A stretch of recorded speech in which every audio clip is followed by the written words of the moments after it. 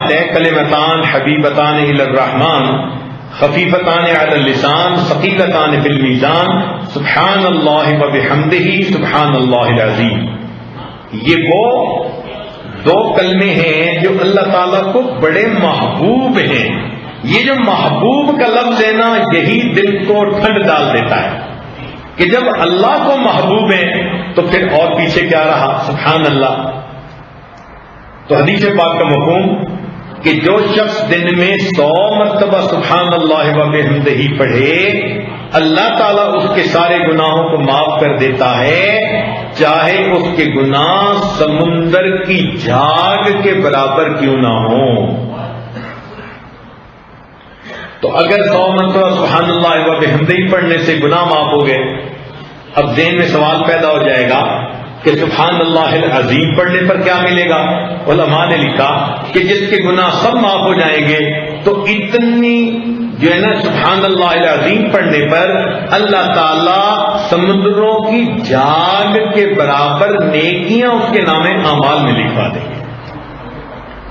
تو اب دیکھو کہ یہ عمل ایسے ہیں کہ جن کی وجہ سے فرشتے لکھ لکھ کے اجر تھک جاتے ہیں.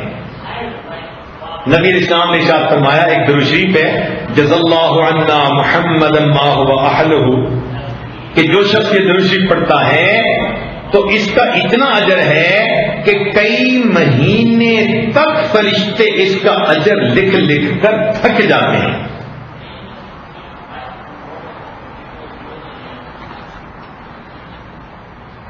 آخری چیز، اعوذ باللہ من الشیطان الرجیم، ایک بہت ہی برکت والا کلمہ ہے.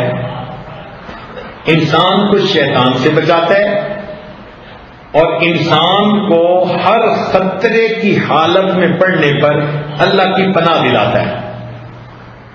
تو جب بھی آپ کو کسی چیز کا خطرہ ہونا، مثلا خامد سے ڈانٹ پڑنے کا خطرہ، ساس کے سامنے ذلیل ہونے کا خطرہ، یا کوئی نقصان ہو گیا، اب پوچھ گچھ کا خطرہ، یا اولاد کے بگڑنے کا خطرہ،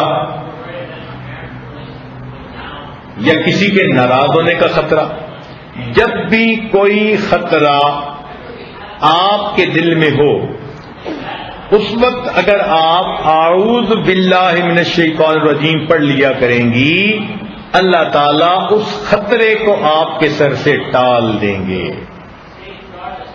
یہ چند اعمال ہیں، لیکن انشاءاللہ ان کو اگر آپ پابندی سے کریں گی تو نام اعمال نیکیوں سے بھرے گا اور اللہ تعالیٰ کی مقبول بندیوں میں آپ شامل ہو جائیں گی. اللہ تعالیٰ ہمیں کثرت کے ساتھ ذکر کرنے کی توفیق عطا فرمائے. ابھی یہ عاجز مراقبہ اور دعا کروائے گا، لیکن اس سے پہلے عورتوں کی طرف سے پیغام تھا کہ توبہ کے کلمات اگر پڑھا دیے جائیں تو دعا قبول ہونے کے چانسز بڑھ جائیں گے. تو دل میں نیت کر لیجئے کہ ہم سب گناہوں سے سچی پکی توبہ کر رہی ہیں اور آئندہ نیکوکاری کی زندگی گزارنے کا دل میں ارادہ کر رہی ہیں.